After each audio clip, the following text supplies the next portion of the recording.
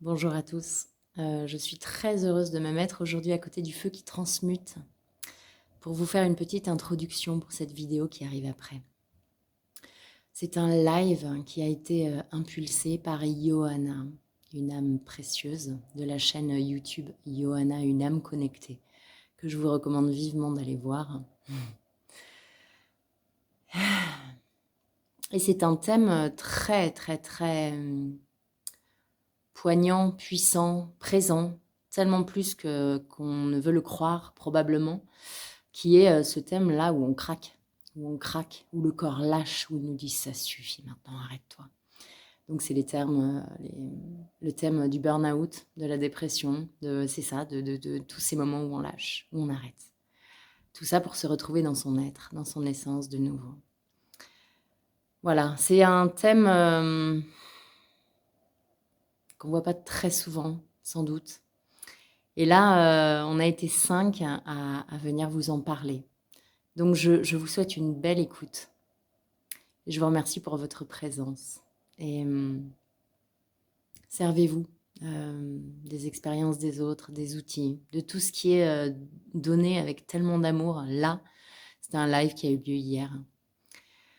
Et je remercie infiniment Johanna de cette initiative précieuse. Prenez soin de vous et belle journée. Super, bonsoir tout le monde. J'espère que vous allez bien, les personnes qui sont dans le chat avec nous et aussi les personnes qui seront en différé où vous verrez cette vidéo en votre temps. Voilà, donc aujourd'hui, nous sommes une fine équipe pour parler de ce thème. Alors, voilà. Pour ce thème qui est le burn-out, la dépression et être soi, je suis très heureuse que chacun ait accepté d'être au rendez-vous. Voilà, donc on est 5 aujourd'hui et en fait, on est très nombreux parce qu'il y a beaucoup d'êtres qui sont là. Alors, je vous explique, avant qu'on fasse un tour et que chacun dise un petit mot sur soi. En même temps qu'on va échanger, il y a des énergies qui viennent travailler par rapport à ces thèmes-là pour harmoniser. Donc, si vous sentez que c'est harmonieux pour vous en ce moment présent, n'hésitez pas à accueillir juste en mettant, en donnant la permission, on va dire. J'ai vraiment du mal à parler. Pardon. Bon, on va y arriver. Sur ce, moi, c'est Johanna, mentor spirituel, channel et artiste vibratoire. Et je suis très heureuse qu'il y ait toutes ces personnes aujourd'hui, des personnes qui sont des âmes qui sont pas mal connectées et aujourd'hui qui vont parler aussi de ce thème. Voilà, donc je vais laisser chacun se présenter comme il le sent. Je vais commencer par my sister Amalia. Alors bonsoir Amalia. C'est difficile de se présenter sur ce thème-là parce que justement il y a un avant et un après. Donc ça nous fait faire un grand saut en arrière, si tant est que le temps existe. Donc moi j'étais enseignante pendant 17 ans et j'ai dû expérimenter 3 burn-out avant de comprendre qu'il fallait que je m'occupe de moi. Et voilà, donc il y a eu tout un problème avec l'autorité, avec tout ça, pour arriver à cette verticalité-là que je cherche encore régulièrement. Et aujourd'hui, je suis très heureuse, très heureuse dans ma vie, voilà, de proposer des soins énergétiques, des lectures d'âme, vraiment justement d'être passée par là pour accompagner l'autre et l'aider autant que je le peux, autant qu'on me le permet, à se déployer un bon chemin. Que c'est beau. Merci, Anne. Fleur, je te laisse nous dire quelques mots sur ta présence ce soir. Alors moi, ce soir, je suis là en tant quelque part. Je vais reprendre le flambeau que quelque part m'a tendu Amalia. Donc elle, effectivement, c'est donc le burn-out dans le passé. Et ben moi, c'est la dépression dans le présent. Donc je cherche effectivement, moi, à témoigner de ce que je vis actuellement pour pouvoir peut-être aider les autres à entendre certaines choses qui peuvent résonner en eux, mais peut-être aussi m'aider à travers mon témoignage. Oui. Voilà ce que je pouvais dire par rapport à moi. Que c'est beau. Merci beaucoup, Fleur. Ah, David? Eh bien oui, moi c'est David, du coup, j'officie aujourd'hui en tant que thérapeute holistique, professeur de yoga, relaxologie, channel aussi. Et je suis passé par une phase de burn-out il y a quelques années. Donc c'est pour montrer que voilà, on peut après être thérapeute. En fait, quand on commence à se soigner soi-même, et ben après, on peut partager avec les autres.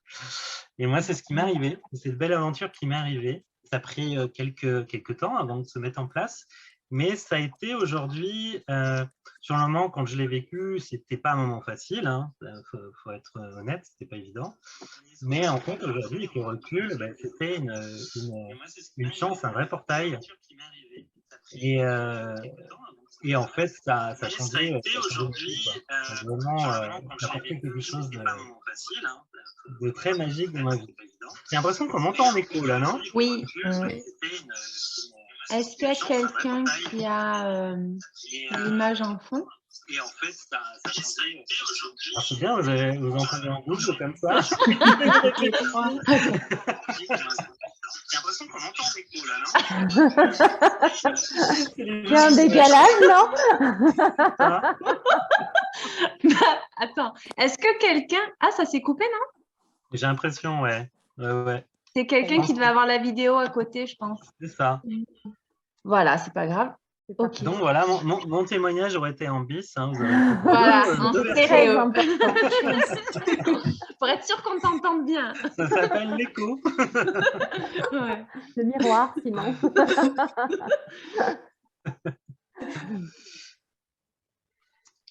Donc voilà, en fait, je crois que j'avais tout dit. Ah bah hein. parfait. Et Bon, en mais fait, super. je suis ravi d'être là et de partager. Moi, du coup, ça sera l'après. En fait, voilà, on a le, on a le pendant, on a le passé. Et moi, j'ai envie aussi de dire, bah, vous voyez, hein, quand on se projette dans l'avenir, ça peut donner de ça, en fait, quoi. Et je suis heureux de pouvoir témoigner de ça ce soir. C'est génial, c'est génial. Merci beaucoup, David. Et Marion, une autre sœur aussi. Et oui, bonsoir tout le monde. Je suis très contente de participer ce soir et d'être avec ces belles personnes, ces belles âmes. Alors moi, je suis énergéticienne et praticienne en hypnose transpersonnelle, j'en perds mes mots, et magicienne au crochet. J'ai pas encore trouvé le terme approprié. C'est beau. Et ouais. Et donc moi, la dépression est une compagne de longue date qui fait partie de la majorité de ma vie. Et en parallèle, j'ai suivi un burn-out. Bon, je suis en phase de fin, j'ai l'impression, ça s'arrange, mais c'est un thème qui est actuel pour moi. Donc voilà, c'est pour le pendant aussi que je témoigne. Passé et pendant. Ouais. Ouais. Ah, merci beaucoup. Merci beaucoup. J'imagine que quand on est dedans et parler de ce thème, en plus en public comme ça, en live, c'est pas évident. Donc, merci beaucoup de le faire. Je trouve que c'est très courageux et je pense que ça pourra vraiment contribuer particulièrement pour certaines personnes qui peuvent être en plein dedans ou qui pourront l'être. Voilà. Mais dans tous les cas, chaque témoignage, je crois vraiment, pourra contribuer vraiment. Je sens que c'est magnifique, vraiment la place de chacun. Et pour ma part, j'ai vécu de la dépression et burn-out dans mon chemin, mais je ne l'ai pas identifié. Donc, c'est après. Donc, ça a fait partie de mon chemin, mais j'ai continué et je sans nom, en fait, comme le fil conducteur de la vie. Et c'était comme ça. Mais ça ne s'est pas arrêté. Et je ne suis pas allée me faire diagnostiquer ni accompagner. Voilà. Du coup, c'est bien plus tard que j'ai compris que c'était ça, quoi. Voilà. Et aujourd'hui, j'accompagne aussi des âmes et je retrouve chaque fois plus la joie que je porte et que je crois qu'on porte tous. Donc, peu importe le chemin, les blessures ou traumatismes qu'on a pu vivre, Donc, voilà, aujourd'hui, on va parler de ça en se laissant porter en reliance et depuis nos cœurs. Donc, c'est chouette. Alors oui, pour commencer, je vais vous lire rapidement la définition qui est partagée sur Wikipédia pour avoir une petite référence en fait de ce qui définit la dépression, par exemple. Alors, qu'est-ce que Wikipédia nous dit? La dépression, également appelée dépression, c'est la même chose, dépression clinique, dépression majeure, ok, est un trouble psychiatrique caractérisé par des épisodes de baisse d'humeur accompagnés de plusieurs autres symptômes tels qu'une faible estime de soi, des difficultés à se concentrer ou à mémoriser, d'une perte ou prise de poids plus ou moins importante, de troubles du sommeil, ainsi que d'une perte de plaisir ou d'intérêt dans des activités habituellement ressenties comme agréables par la personne. Cet ensemble de symptômes figure depuis la sortie, bon là il parle plus technique, je regarde s'il y a autre chose qui peut être intéressant. Ouais, non, voilà, c'est ça. La dépression est une maladie handicapante qui peut retentir sur le sommeil, l'alimentation et la santé en général, avec notamment un risque de suicide dans des cas les plus graves, ainsi que sur la famille, la scolarité ou le travail. Voilà. Donc, pour avoir une idée de ce qui se dit. Après, pour ceux qui veulent chercher plus profondément, voilà, je pense qu'il y aura d'autres... faire vos propres recherches. Ensuite, par rapport au burn-out, sur Wikipédia, c'est sous le nom de syndrome d'épuisement professionnel. Voilà, c'est le nom anglophone qui fait qu'on l'appelle burn-out, qui combine une fatigue profonde, un désinvestissement de l'activité professionnelle et un sentiment d'échec et d'incompétence dans le travail. Donc, en parallèle, ça travaille très, très fort énergétiquement. Voilà. Donc, c'est ça, le syndrome d'épuisement professionnel est considéré comme le résultat d'un stress professionnel chronique, par exemple lié à une surcharge de travail, l'individu ne parvenant pas à faire face aux exigences adaptatives de son environnement professionnel voit son énergie, sa motivation et son estime de soi décliner. Entre autres, là, c'est vraiment les premières lignes. D'accord? Donc, voilà. Et voilà. Et après, là, ce sont des étiquettes. Et c'est comme tout. Tout peut être vécu de plein de façons. Nous sommes tous uniques. Il y a des contextes uniques. Voilà. Donc, c'est très important de garder cette conscience-là. Et là, c'est vraiment chouette de pouvoir avoir plusieurs parcours. Parce que souvent, on peut se penser, ben voilà, Wikipédia a dit ça, bon, ben, tout le monde est pareil. Non, chacun va l'expérimenter à sa façon unique. Donc voilà. Je sens de commencer par toi, Marion, désolée. Je m'en doutais, je sais pas pourquoi. C'est ça. Ce que je voudrais juste préciser avant qu'on commence, c'est que moi, et je crois vous aussi, on n'est pas médecin. Et tout ce qu'on dit, c'est vraiment nos expériences. C'est rien de médical. Et enfin, moi, je veux pas donner de conseils. Je veux juste expliquer ce que j'ai vécu et comment moi, je le vis, quoi. Voilà. Oui, il n'y a personne qui est médecin ici. Et on Voilà. parle tous en tant qu'âme. Exactement. De nos expériences à nous. Ouais. Mais merci de le rajouter, oui. Voilà. Justement, par rapport à toi, donc c'est ce que tu vis actuellement au niveau de la dépression. Ouais. Alors en fait, la dépression, elle est toujours là, je crois, depuis mes 14-15 ans, aussi loin que je me rappelle. Elle est là et c'est quelque chose de cyclique. Cyclique. Ouais, enfin, chez moi, hein, c'est comme ça. Il y a des phases plus profondes, plus graves et des phases où ça va, j'arrive à gérer. Au fil des années, j'ai trouvé les choses qui me permettaient de la contrôler, je dirais, mais c'est pas un contrôle, c'est de vivre avec.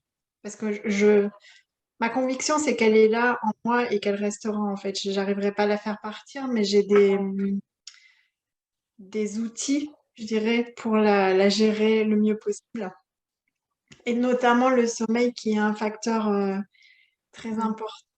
Donc pour moi, c'est très important de me coucher tôt, de me lever tôt, d'avoir mon hygiène de sommeil et d'alimentation. J'ai constaté que l'alimentation, je pouvais gérer ces phases. Et c'est vrai que quand je vais mal, je mange mal et je grossis.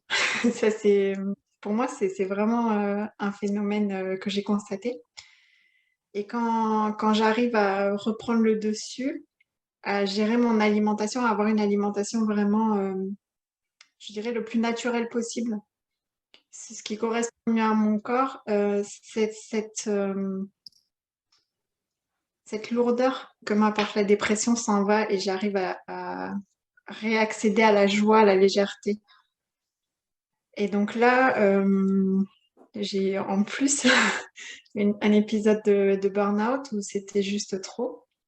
Et pour moi, en fait, c'est comme si, comme une cocotte minute, et en fait, ça a explosé et je pouvais plus, une extrême fatigue, je pouvais plus me lever, je pouvais plus aller travailler, envie de rien faire, juste de dormir. Et donc là, ça fait déjà quelques mois. Et en fait, je sens que je suis à la fin, que j'ai dépassé parce qu'en plus, c'est quelque chose que je connaissais. Je savais quel mécanisme mettre en place aussi à nouveau. Et j'ai été très bien accompagnée aussi, notamment par toi, Johanna, par ton accompagnement, ça m'a beaucoup aidée. Et du coup, c'est moins pire que la première fois.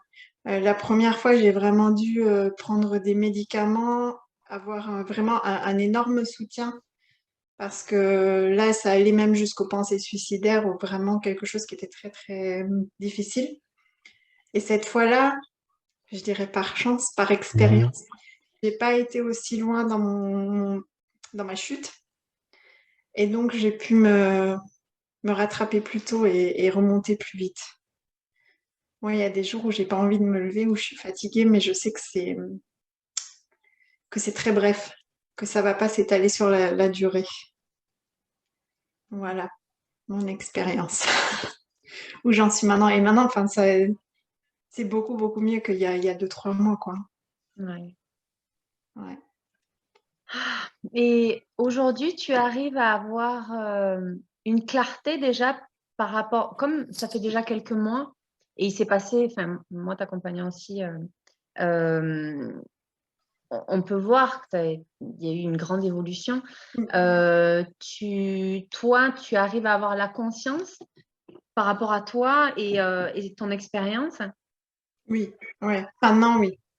sur ce que ça t'amène, sur ce que, Je pourquoi, vois, ouais. ouais, je vois que ça m'a poussée justement bah, à être moi et à prendre ma place. Que c'est ça, en fait, le problème. Et c'est ce qui entraîne la dépression, en fait. C'est que, enfin, pour moi, quand tu es dans cet état dépressif, tu perds complètement, tu es complètement anesthésié de tes sentiments, de ce que tu es toi. Et du coup, là, j'arrive vraiment à me retrouver Mm. et à prendre ma place. Et, ben oui, ça change énormément. Ça change énormément. Est-ce que tu crois que dans ton expérience, euh, est-ce que tu t'es vu tenter dans un chemin qui te correspondait peut-être pas pour certains aspects de ta vie, et notamment le professionnel pour le burn-out, et en insistant, et en fait, Ouais. quelque part, c'était clair que ça allait pas, jusqu'à ce que ça fasse comme une cassure et que tu n'y arrives plus. Mais oui, en fait, c'est pour ça que j'ai fait le deuxième burn-out, en fait, parce que je suis repartie dans le même système, dans le même chemin, en sachant en fait que ça ne me correspondait pas, mais parce que je voyais pas d'autres solutions à ce moment-là. Et du coup, j'ai insisté. Il y a entre les deux burn-out, je crois qu'il y a 13-14 ans. Donc, j'ai vraiment insisté, hein. J'ai été jusqu'au bout. Mais en sachant mieux prendre soin de moi, parce que bon, ça a mis ce temps-là, parce que je savais aussi quels outils je pouvais mettre en place pour pas aller trop mal pendant ce temps-là. Et pour pas que le burn-out aussi me fasse vraiment chuter, quoi. Mais Pas évident, hein. c'est aussi cette non-prise de position. Ne pas être à sa place et vouloir faire ce qu'on attend de quelqu'un.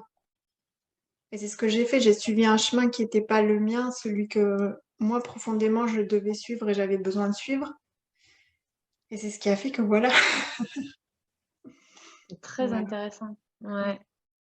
Merci Marion. Je sens l'appel de continuer avec toi, Amalia, mais en même temps, je vais rapidement voir dans le chat Donc, j'arrive. Alors, il y a Sandrine qui dit coucou, bonsoir à nous tous. Une belle soirée en perspective avec vous quatre. 5 du coup. Voilà. Pouce mi. Ok, merci. Elisabeth, coucou tout le monde. Bisous de Normandie. Ouais, n'hésitez pas à dire d'où vous êtes. Même si on ne voit pas tout ce qui se dit dans le chat en parallèle, parce que quand c'est des énergies si fortes, je me rends compte que c'est difficile. Mais si il y a l'appel et que j'y arrive, je le fais volontiers. Et sinon, on voit en décalé. Mais n'hésitez pas à échanger entre vous, à passer des messages. Si vous sentez de partager votre expérience, n'hésitez pas, que ce soit dans le chat ou en commentaire. Ça peut être libérateur pour vous et aussi ça peut aider d'autres personnes. Voilà, faites comme vous le sentez. Voilà, la Normandie en force. Et Katia, bonsoir. Bonsoir Katia. Voilà. Donc Amalia, donc toi, tu as eu plusieurs épisodes, tu me disais 3 de J'ai eu Burnout. plusieurs épisodes. Oui, c'est pareil, c'est un petit peu comme toi. Ouh là là, je sens mon corps très fébrile. C'est Ouais. émotionnellement compliqué, hein, vraiment. Oui, mais je sens, Je vais c'est fort. tenir au maximum. Euh, En fait, j'ai toujours été quelqu'un, je suis quelqu'un de très joyeux qui tient. Et donc, eh bien, j'ai toujours tenu. Et C'est comme tu sens, hein. il faut des gros coups dans la vie pour nous faire comprendre qu'on n'est pas au bon endroit et sur différents plans de sa vie. Et c'est difficile à vivre. J'ai toujours été très carrée, très organisée. Il fallait que tout soit fait. Moi, quand j'étais professeure d'anglais, j'ai fini en lycée. Tout était fait à l'ordinateur, tout était très clair, classé, etc. Et un jour, on était à table en famille et j'ai fondu en larmes. J'ai dit, je ne peux pas y aller. Je ne peux pas y aller. Et c'est là que ça s'est terminé. Et je me suis dit, mais quel dommage. C'est un métier que j'adorais, que j'ai vraiment adoré toujours. Et il a fallu tout ça pour que je m'arrête, que j'arrête de tenir, que j'arrête de contrôler mes émotions, et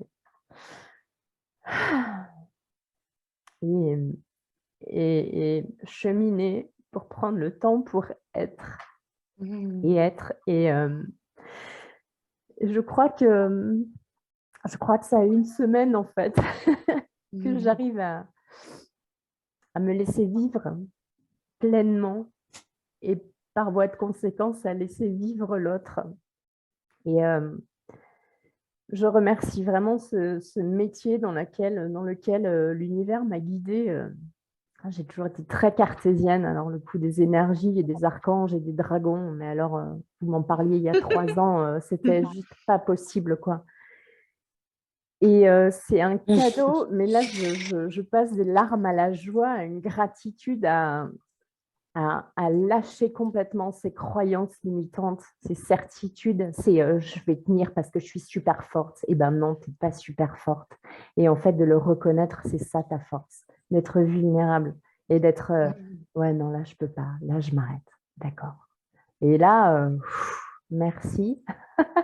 Merci l'univers. Alors, je sais pas, c'est vraiment un mélange de plein de choses. Moi, j'ai mis le mot burn-out parce que finalement, ouais, c'est bon, j'ai fait un burn-out.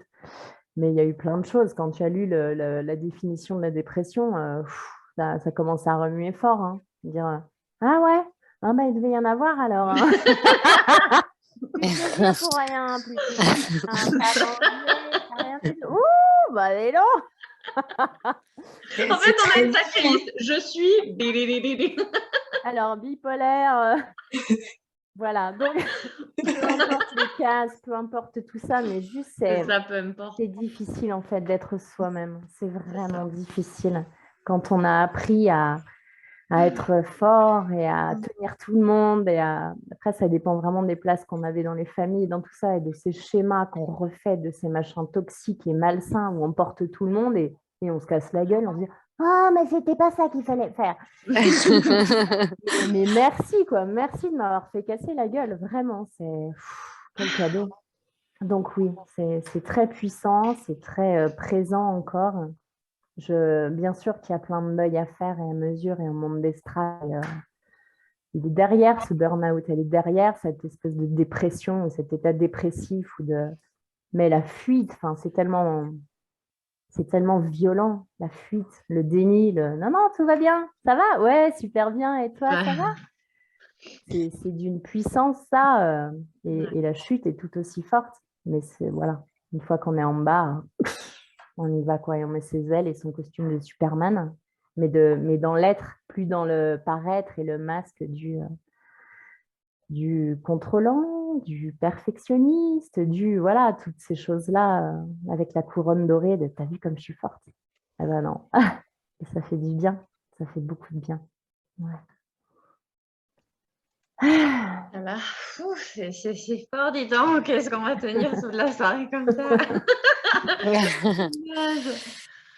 C'est très émouvant. David, merci Amalia, hein, et on continue de toute façon. David, comment ça a été pour toi? Ah, Oh là là, moi. Vous avez mis dans le cœur du sujet. Et Marion aussi. Ouais, c'est effectivement, je rebondis complètement sur ce qu'ont pu témoigner Marion et Amalia, parce que à la fois quand tu as lu effectivement la définition et en même temps sur vos témoignages, c'est en fait c'est c'est ah ouais, moi aussi j'ai oui, moi aussi ça, puis ce qu'elle vient de dire c'est ça, ah oui, mais complètement, enfin voilà, en fait on est 100%, ça résonne. Il y a une résonance là incroyable ce soir. Ça fait beaucoup de... On se comprend, en fait, voilà, c'est le sentiment qui me vient là tout de suite. Moi, c'est vrai que pour témoigner, quand je t'entendais parler, Amalia, ça pouf, c'est pareil, ça remontait des choses, parce que effectivement, c'est vraiment ça, c'est ce vécu. J'ai eu 2 burn-out à 10 ans d'écart, et le premier, je ne l'ai vraiment pas vu arriver. J'ai compris après coup que c'était un burn-out. Sur le moment, je ne savais pas que c'était un burn-out, en fait. Je ne savais pas du tout ce qui m'arrivait, moi. C'est-à-dire que la première fois où ça m'est arrivé, du jour au lendemain, je me suis retrouvé allongé, alité, je ne pouvais plus du tout bouger. Et ce sentiment à ce moment-là, c'est ça y est, c'est fini, quoi. Je vais mourir, en fait, c'est maintenant. Je ne peux plus me lever, je ne peux plus rien faire. Je n'avais pas de souffrance particulièrement physique, mais c'était comme si mon énergie m'abandonnait complètement et que j'étais un mort-vivant, en fait, quoi. J'étais vivant, mais mort à la fois. Et c'est une angoisse terrible. Quand je le dis, j'en ai encore des frissons partout. Je crois que c'est des choses qu'on n'oublie pas, ces sensations. Et j'en ai la voix qui tremble. Et je me suis vu, ça a duré 15 jours comme ça, la crise aiguë, c'est vraiment, je crois à peu près 15 jours. À vrai dire, je n'ai pas compté, parce que je crois qu'il vaut mieux pas compter dans ces cas-là, on ne sait pas quand ça va se terminer. J'ai l'impression que je ne retrouverai jamais mon énergie. Et puis, j'attendais la mort. C'était vraiment ça, quoi. Je faisais que dormir, que d'être allongé dans mon lit tout le temps. Et je remercie vraiment ma famille, parce que ce soit mon épouse, toute ma famille, ils m'ont secoué, en fait. Ils m'ont aidé à bouger. C'est pas évident pour les personnes extérieures, c'est important à préciser, parce que souvent, ils savent pas comment réagir. Et comme c'est pas forcément des souffrances qui se manifestent physiquement, je veux dire, c'est pas comme si on s'était cassé une jambe, ou comme si on avait une maladie, ou un truc comme ça, en fait. Quand il y a un diagnostic qui est posé, à la limite, c'est déjà pas évident. Mais là, quand on ne sait pas ce qu'a la personne, je me mets à leur place aujourd'hui. C'est pas évident, donc ils essaient de faire leur mieux. Mais effectivement, ça aide quand même quand les personnes sont là. Juste être là, en fait. On a juste besoin de ça, en fait, cette présence. C'est-à-dire que, voilà, tu n'es pas tout seul, on est là. Parce que le sentiment de solitude, comment vous dire, il est énorme. On a l'impression que personne ne comprend. Et qu'on est seul face à ça, quoi. façon, ce sentiment de mort, c'est ça. Hein, de toute façon, il n'y a que moi qui peux gérer cette histoire, quoi.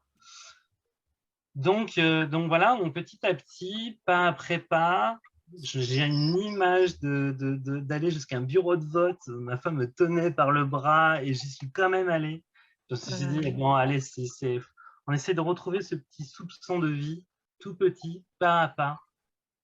Et petit à petit, de me déplacer, de commencer à un petit peu plus bouger, de faire un petit peu plus de choses, de remanger, parce que je mangeais quasiment plus.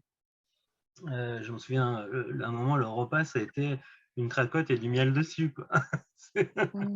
Donc ça partait vraiment de loin. Et puis, de fil en aiguille, au fil des semaines, au fil des mois, je me suis retrouvé à refaire le tour. Alors, je reverrai toujours à l'été 2017, si je me souviens bien, ça doit être ça. Non, 2007, parce que ça, c'est le premier burn-out. Où je me retrouve à aller à des mariages. Je me dis, mais je vais jamais pouvoir aller à un mariage. Mais comment c'est possible? C'est même pas possible. Enfin, Et puis, il y a des choses qu'on ne peut pas refuser parce qu'on se dit en même temps, ouais, mais c'est mes amis, je peux pas ne pas être là à leur mariage. Donc, en fait, c'est un surpassement de soi, en tout cas de soi qu'on pense être sur le moment, et qui finalement fait sortir, libère en fait, redonne une énergie qu'on ne croyait pas pouvoir retrouver. Et je me revois marcher comme un zombie, essayer de pouvoir être là. Et puis je me rends compte que je fais des petites choses les unes après les autres que je ne pensais plus pouvoir refaire. Et je me dis, ah, mais j'arrive à faire ça. Ah, j'arrive à danser. Ah, j'arrive à aller à tel endroit, à visiter, etc. Donc en fait, c'était une reconstruction progressive, une connexion à la nature aussi, beaucoup. La nature apporte une énergie incroyable. Et à cette époque-là, je n'avais pas cette conscience de l'ancrage à la nature, à quel point il pouvait être puissant, quoi. Parce que je m'en suis sorti sur ce premier burn-out un petit peu sans forcément de connexion spirituelle ou de conscience des choses. Mais les choses se sont faites, en fait, quoi. Et 10 ans après, je l'ai senti arriver. Donc, je me suis dit, OK, la première fois, je ne l'ai pas vu arriver parce qu'en fait, j'étais dans le déni de déconnecter du corps, en fait. Hein, c'est ça, c'est vraiment une dissociation, quoi. C'est-à-dire de se dire, allez, j'y vais. Alors, ça me parle complètement ce que dit Amalien. Allez, je suis perfectionniste, je veux tout faire, je ne veux pas lâcher mon travail, je veux que ce soit parfait. Je ne peux pas lâcher mon travail si c'est pas possible. Qu'est-ce qu'on va dire? Quelle image je vais avoir? Et puis, de toute façon, l'univers se charge de se dire, non, mais attends, là, ça fait plusieurs années que tu nages à contre-courant. On va te mettre dans le bon sens, tu n'as pas ton mot à dire. Et ça, j'en ai pris conscience à mon deuxième burn-out, en fait. Je me suis rendu compte que, OK, bah, en fait, j'ai encore pas compris. Donc, je me fais repositionner dans une autre voie. Et j'avais commencé à penser à changer les choses, mais je le faisais pas, je procrastinais un petit peu. Et quand je disais tout à l'heure que l'univers m'a fait un cadeau, c'est qu'il m'a pas laissé le choix, il m'a remis dans les rails. Il m'a dit, voilà, ta direction, elle est là. Tu n'as pas ton mot à dire, on t'y met. Et c'est ça qui s'est passé. C'est à partir de ce moment-là, les choses ont été plus fluides, l'énergie revient, la construction se fait, il n'y a plus de lutte contre un faux soi.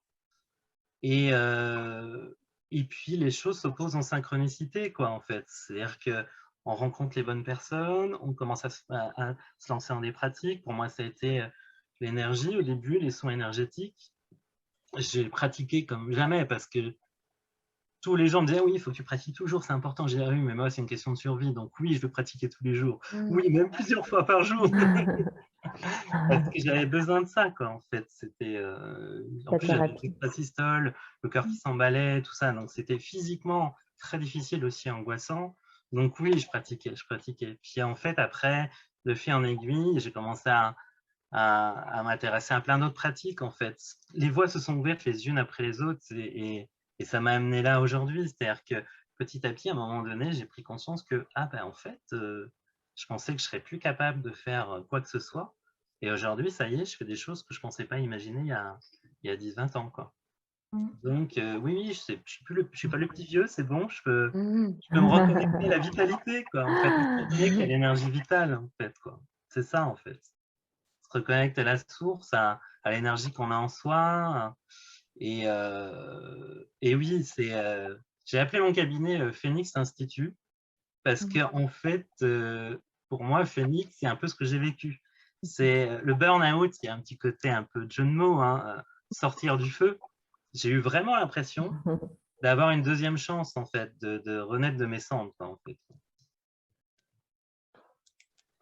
C'est fabuleux. Ouais, merci beaucoup et on continue les échanges. Moi, quand tu parles de Phoenix, ça me parle très fort. Dans mon cas, ma boutique en ligne, qu'il faut que j'actualise en ce moment d'ailleurs, c'est 21h12. Elle s'appelle Phoenix Arc-en-Ciel. Ah, ouais, C'est pas pour rien non plus. C'est justement, aujourd'hui, je reconnais une palette infinie de couleurs en moi, comme en chacun, mais là pour parler de moi. Et sauf que je l'ai toujours su, mais c'était pas ce que je vivais. Parce que c'est vraiment ce parallèle avec être soi. Dans mon cas, comme j'ai dit, j'ai pas forcément conscientisé, j'avais pas conscience et ouais, dans mon chemin, ça n'a pas été amené pour que je sache que c'était une dépression. Et en plus, au niveau de la dépression, ça a été tout au long du chemin.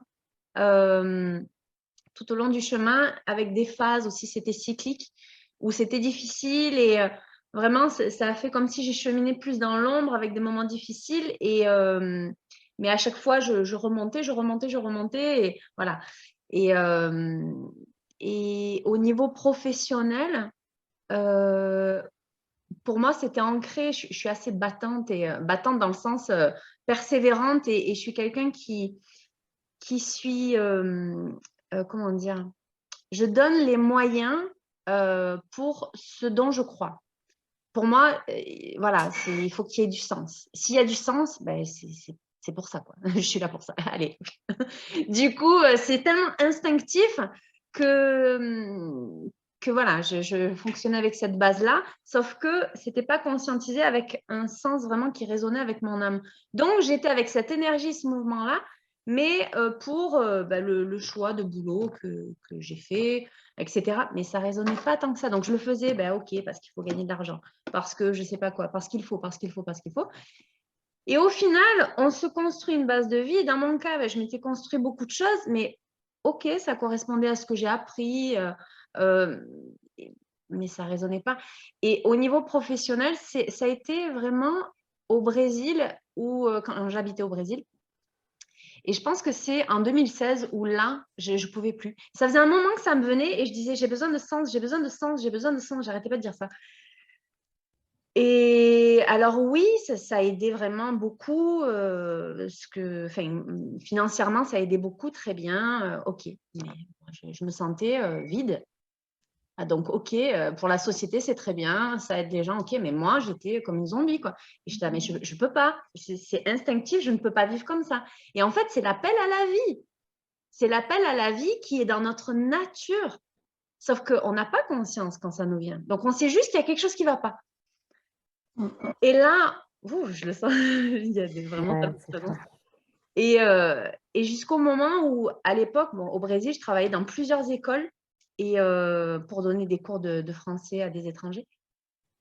Et là, ben, j'ai décidé de tout arrêter d'un coup. J'ai dit, je sens que je dois arrêter et me concentrer sur ce que je porte. J'ai des choses en moi, je dois aller les chercher.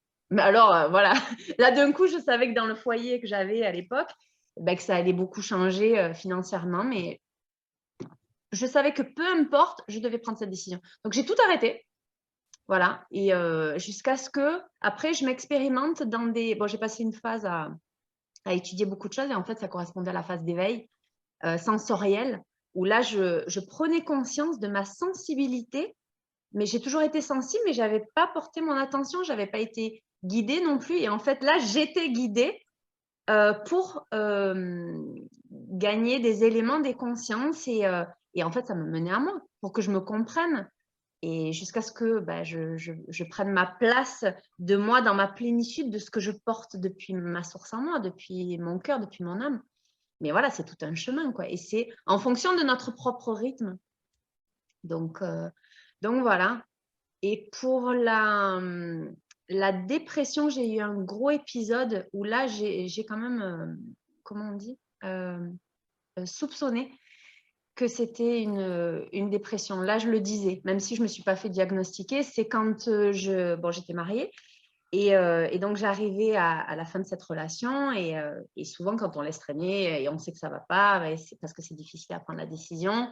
Voilà, en fait, en nous, c'est déjà fait, mais ça grandit jusqu'à ce qu'on te dit, bon, ça fait longtemps que tu le sais, en fait, vas-y. Voilà. Donc, c'était ça. Et en parallèle, donc j'ai vécu 6 ans au Brésil.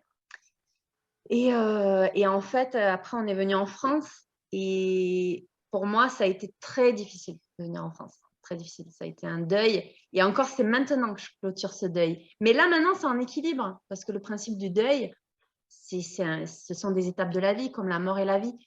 Mais au début, je l'ai vécu, mais c'était un choc. C'était un choc. Revenir en France, j'étais comme une zombie, quoi. C'était très difficile et en plus, les personnes ne comprenaient pas forcément puisqu'une Française qui revient en France, je ne vois pas où est le problème, quoi. Donc, voilà. Donc, c'était très difficile et à ce moment-là, c'est aussi quand j'avais plus la force même pour la relation, donc j'ai tout arrêté. Et là, mon corps n'avait plus la force, c'était assez fort. Mais la force de vie est toujours là, parce que je ne me suis pas fait accompagner à ce moment-là. Et vraiment, mais de toute façon, la plupart du temps dans ma vie, il fallait vraiment que je me prépare pour prendre ma place comme je le fais aujourd'hui. Et ça a toujours été avec les guides très présents qui me formaient, qui me disaient, c'était impressionnant. Et aussi, j'ai toujours été très à l'écoute de… Non, c'est pas vrai. Non, parce que sinon, j'aurais fait un chemin différent. Mais il y avait des phases où vraiment, je me mettais face à moi pour pouvoir… c'est comme si j'avais la conscience que c'était important de faire face à soi, de se voir, voilà. Donc, il y avait des phases où je finissais par faire des bilans avec moi-même. Et là, même si c'était difficile, j'ai eu une phase de choc, mais après, c'était OK, là, reprends ta vie, parce que tu as tout à recommencer. Et là, naturellement, et aussi en guidance, ça a été la nature et ça a été l'art principalement. Et aussi, je me suis accompagnée. Donc, souvent, je donne comme conseil le fait de s'enregistrer, d'écrire. Alors, moi-même, quand j'étais même dans des phases difficiles, écrire mes sentiments, extérioriser. Mais c'est important de faire circuler, quoi. On fait on a des mécanismes de survie, mais qui sont des forces et on n'imagine même pas comment on peut s'aider soi-même. Et en fait, voilà, moi, ça a été la danse, ça a été le dessin, ça a été me connecter à la nature. J'y étais tout le temps. Et ça me sauvait, quoi, vraiment. Jusqu'à ce que je regagne en force et en fait que j'apprenne à me connaître chaque fois plus. Et et que ce que je suis prenne sa place et ça prend du sens et en fait, mais c'est ce chemin, ok, c'est en fait j'ai laissé ça pour aller là, ça a du sens, il y a une direction, ça mène quelque part et après la suite, vous connaissez un petit peu plus.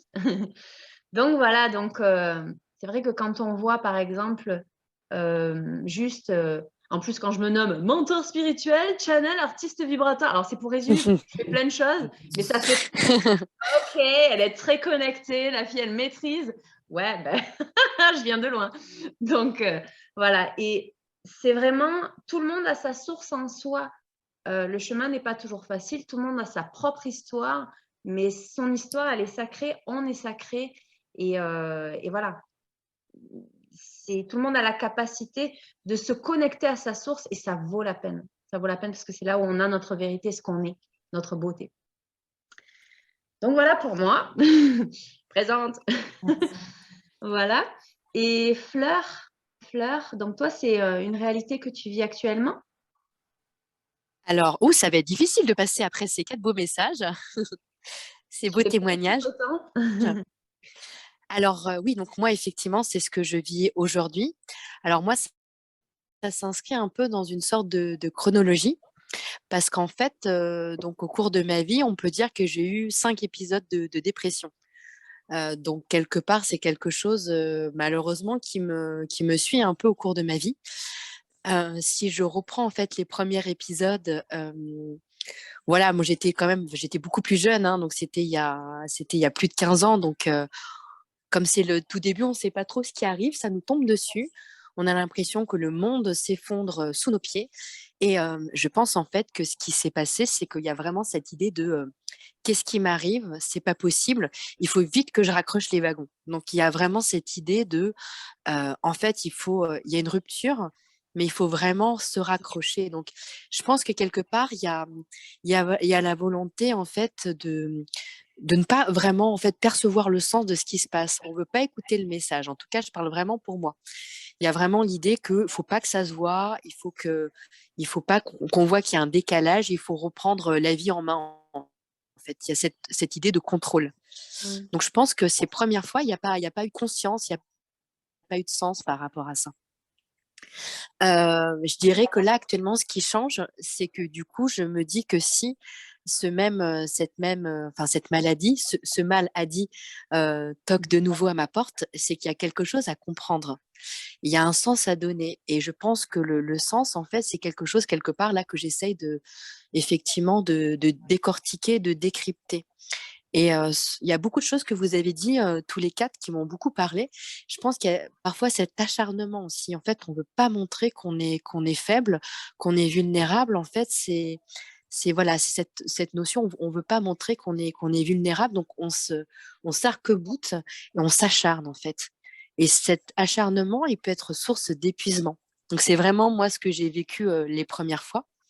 Et puis là, c'est un petit peu différent parce que du coup, lorsque ça m'a pris, je me suis dit si ça revient encore une nouvelle fois, c'est que le message, il faut que je le comprenne, ou alors c'est peut-être, il faut que je décortique un peu plus les choses. C'est comme une blessure qui est réactivée.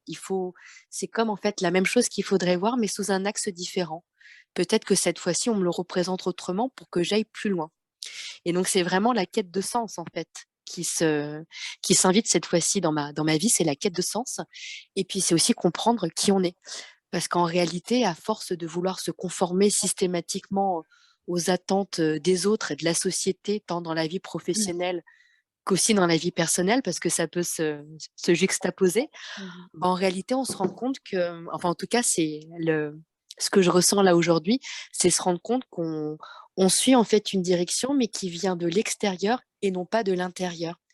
Et je pense que c'est cette désynchronisation qui, quelque part, c'est comme une invitation de l'univers à dire, de nous dire, bah, écoute, tu as tenu le coup de cette façon-là, mais là, maintenant, non, quoi. Faut que tu arrêtes. D'ailleurs, je t'arrête. Je t'arrête, tu peux pas rester comme ça, en fait. Si tu vis à côté de ta vie, tu vis dans une illusion. Et donc, toute la difficulté, c'est de se dire, alors, l'illusion, elle est où? Dans quel domaine? Et est-ce que je gère tout en même temps, ou est-ce que je gère les choses une par une? Et de se dire, qu'est-ce qui fait sens? Et qu'est-ce qui fait sens? Est-ce que je suis moi? Et là, vraiment, la prise de conscience, c'est de me dire que dans beaucoup, beaucoup, beaucoup de domaines, je ne suis pas moi. Et donc, la question, c'est comment on fait pour être soi? C'est quelque chose qu'on nous apprend pas à l'école.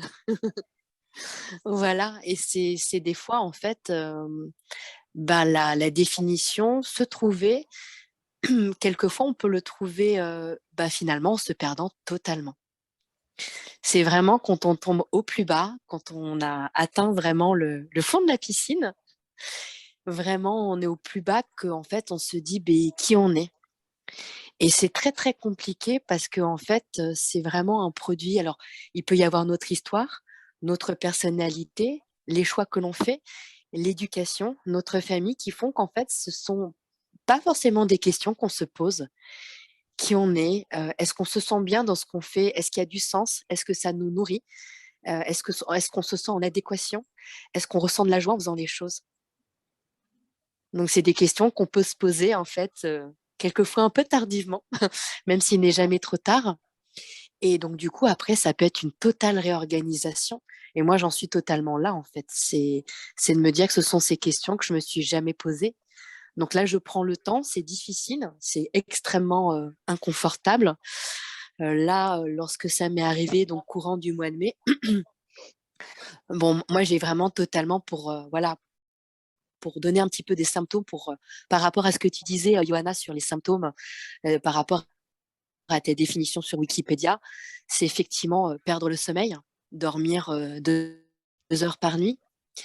Donc, au bout d'un moment, c'est un peu compliqué en fait d'enchaîner les nuits où on dort 2 heures par nuit.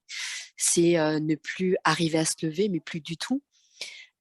C'est d'agir en zombie, de plus arriver à parler.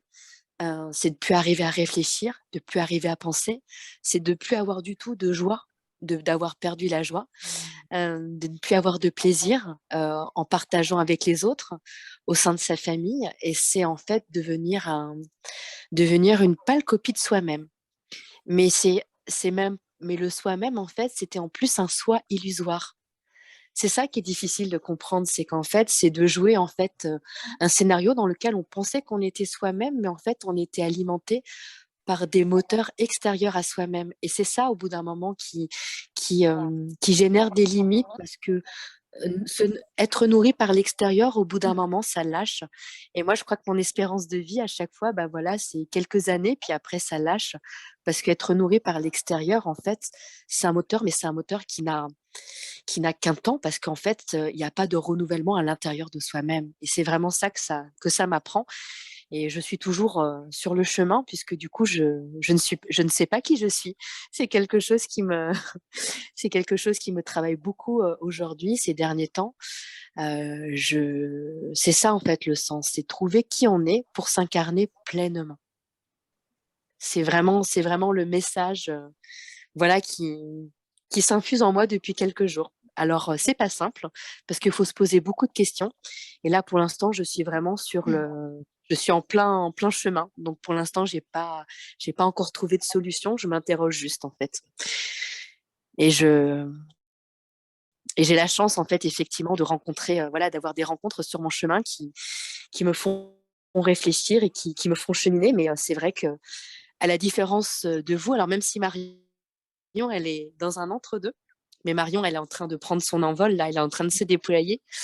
Mais à la différence d'entre vous qui l'avez vécu et pour qui c'est quand même, voilà, ce sont des choses avec, à chaque fois, vous en avez parlé avec des émotions qui étaient très, très palpables. Il y a vraiment, on sent votre sensibilité, c'est-à-dire c'est comme si on vous replaçait dans cet espace-temps. Donc, vous en parlez avec une émotion, avec une empathie qui fait vraiment chaud au cœur lorsqu'on vous entend. On sent que vous ne l'avez pas oublié. Et je pense d'ailleurs que ça construit vraiment votre force parce que vous êtes passé par des moments très sombres qui vous aident en fait à devenir très lumineux. Voilà, donc ce sont des moments, je pense qu'il faut arriver à intégrer, à infuser pour pouvoir en fait quelque part en faire une alchimie de soi-même. Et moi, voilà, je suis vraiment sur ce pont-là entre l'ancien et le nouveau. Je suis vraiment juste au milieu. Donc j'ai vraiment pris plaisir à vous écouter tous les quatre. Merci beaucoup, Oh, Fleur. C'est merci. magnifique aussi avec tes mots. Waouh, si précis, si clair. Et justement, par rapport à la sensibilité, je sens de te demander comment c'est pour toi, même d'en parler là, et comment tu expérimentes émotionnellement euh, en ce moment cet épisode.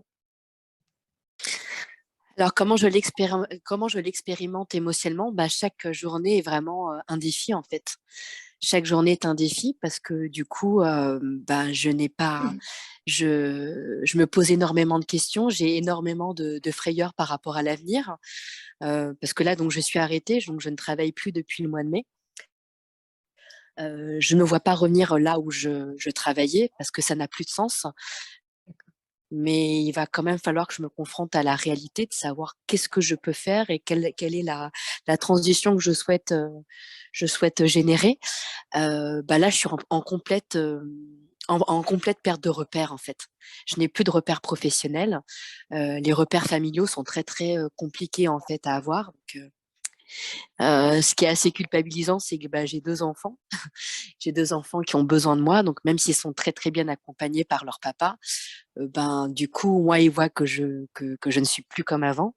Et du coup, bah, je dois toujours essayer de compenser, d'essayer de trouver, voilà, émotionnellement, c'est très, très dur parce qu'en fait, les enfants, c'est vraiment eux, ils sont vraiment dans la vie. Donc, émotionnellement, c'est assez difficile à vivre parce que du coup, j'ai envie de me battre pour eux, mais en même temps, voilà, c'est à moi de trouver la réponse en moi. Et donc, chaque journée, c'est un défi de me dire qu'est-ce que je vais pouvoir mettre en place en plus pour m'aider, sachant qu'en fait, il faut pas que je me mette de contraintes de temps parce que c'est quelque chose, c'est une expérience de vie dans laquelle il faut totalement lâcher prise. Sans contrainte de temps, sans se dire dans combien de temps je vais vraiment aller mieux, parce qu'en fait, personne ne le sait. Donc, il y a un total lâcher prise qui est très délicat à avoir dans une vie où il faut être tout le temps performant sur le plan professionnel, personnel et familial.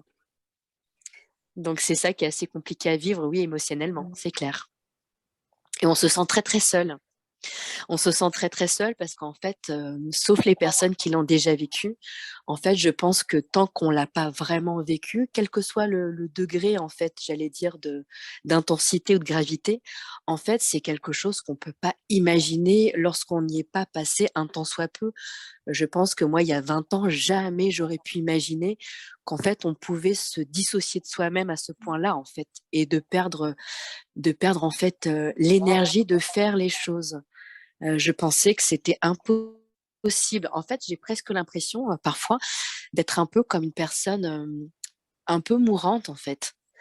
Parce qu'en fait, on est presque, ça me fait avoir énormément de sensibilité pour les pensionnaires, en fait, de maisons de retraite parce que parfois, en fait, je me dis que ceux qui vivent, il y a alors c'est un peu choquant peut-être, excusez-moi par avance, il y a peut-être un côté un peu trash, mais il y a une espèce de comme ça, de dévitalisation, en fait. On se sent complètement à côté du mouvement de la vie. Et en fait, on culpabilise énormément, surtout quand on est jeune, de ne pas être en capacité d'être dans la vie, d'autant plus que ce qu'on ressent est invisible et incompréhensible intellectuellement. En fait, c'est émotionnellement, c'est des choses qui se cassent en nous, peut-être des blessures de vie, d'enfance qui se réactivent, ou alors des chemins de vie qui sont pas appropriés. Et donc, du coup, en fait, ça nous fait complètement nous désaligner. Et ça, en fait, les gens, ils peuvent pas le comprendre parce que c'est pas comme quelqu'un l'a dit, je crois que c'est peut-être David ou je ne sais plus. C'est pas un accident, c'est pas visible, c'est pas un bras fracturé, c'est pas une maladie qui est référencée et c'est une maladie qui est énormément taboue, en fait. Donc en fait, c'est considéré comme, parfois pour certains, comme si on manquait totalement de volonté et comme si on était, flemmard, alors que pas du tout. Je pense que voilà, moi j'ai qu'une envie, c'est que ça reprenne comme avant, mais justement, je dois pas reprendre comme avant. Et C'est ça, ça. les gens ont beaucoup de mal à le comprendre, en fait. C'est très, très difficile pour les autres de le comprendre puisque c'est presque parfois, il peut y avoir cette idée qu'on s'écoute trop. Et justement, c'est le pire, c'est que c'est justement l'inverse, c'est qu'on ne s'est pas assez écouté. C'est pour ça qu'on en est là. Et oui. Donc, voilà. Ouais. Et qu'est-ce qu'on a écouté? La tête, le cœur, la tête en reliance ou pas? Est-ce qu'on a cette coupure en soi? Et c'est vraiment très, très fort. Merci beaucoup pour ta précision dans ton auto-observation et analyse et partage. On a tous parlé en nommant ou alors indirectement la vulnérabilité. Certains en ont parlé comme une force et d'autres comme une faiblesse. Qu'est-ce que vous sentez de dire? Je vous laisse aussi prendre vos places comme ça vous appelle, si quelqu'un veut rebondir. Comment c'est pour vous la vulnérabilité? David? Je pense que ouais, c'est pas une honte d'être vulnérable, ça fait partie de ma vie. En fait, quand on observe la nature, c'est intéressant d'observer la nature parce qu'on voit qu'il y a des êtres vivants ou des êtres sensibles qui sont vulnérables et puis d'autres qui sont plus forts. Puis à d'autres moments, ceux qui sont plus vulnérables sont plus forts dans d'autres situations et les autres sont plus vulnérables. C'est un peu comme cet équilibre un peu yin-yang, en fait. Donc en fait, c'est déjà, je pense, d'accepter ça, en fait, que ça fait partie de la vie, en fait, d'être vulnérable à certains moments. Et je crois que c'est ça qu'on apprend, en fait. C'est d'accepter que c'est ce qui fait guérir, en fait. Parce qu'en fait, quand on commence à accepter que Bah oui, là, on est fatigué, on est vulnérable, on a besoin de se poser. On a besoin de ce moment yin, en fait, de repos. Et c'est OK et c'est juste. Et sans se culpabiliser. Et après, il y a un moment pour l'action, il y a un moment pour le côté yang, il y a un moment où on est plus fort dans certaines choses, on est moins fort dans d'autres. C'est accepter tout ça, en fait, quoi. Moi, enfin, c'est ce que j'ai beaucoup appris au fil du temps. Le yin-yang a été mon totem. Vraiment. Et encore Ouais. aujourd'hui, je découvre encore des choses avec le yin-yang à chaque fois. C'est vraiment un symbole très puissant. Donc ça me fait penser à ça, moi, personnellement. Ouais, acceptation d'être vulnérable et que ça fait partie de la vie. Et puis, il y a des moments où on est plus fort. C'est pas essayer de forcer les choses, en fait. Juste suivre le mouvement, le flux de la vie. Et effectivement, quand on se réaligne, quand l'univers nous réaligne et qu'on accepte ça, et ben, en fait, on s'aligne aussi dans cette énergie. Un coup un peu plus vulnérable et on l'accepte, et un coup plus forte et on suit le mouvement. Un peu comme un surfeur énergétique. Oui, le surf. De devenir surfeur, je crois. Hein. Pratiquer le surf. C'est C'est le intéressant. conseil que je pourrais donner, c'est n'essayez pas de forcer les choses. Ouais. Suivez le mouvement. Soyez à l'écoute de vous. Parce qu'effectivement, on s'écoute, on a tendance à nous dire dans notre société, ouais, tu t'écoutes trop. Mais justement, comme le disait justement Fleur, c'est que justement, on ne s'est pas assez écouté. C'est pour ça qu'on était tellement en dissociation. Il y a le juste milieu, on vient toujours à cette parole de sagesse, c'est-à-dire, effectivement, trop s'écouter, des fois, c'est pas très bon. Pas s'écouter du tout, c'est pas bon non plus. S'écouter suffisamment, en fin de compte, quoi. Écouter son flux intérieur, écouter l'énergie, et se laisser porter, rien forcer, et suivre le mouvement, quoi, tout simplement, en fait, quoi. C'est de lâcher prise, en fait, hein.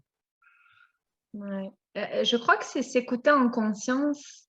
En tout cas, c'est ce qui résonne pour moi. Ouais. Puisqu'après, chacun partage aussi sa vérité hein, et son expérience, son vécu et sa perception dans le présent.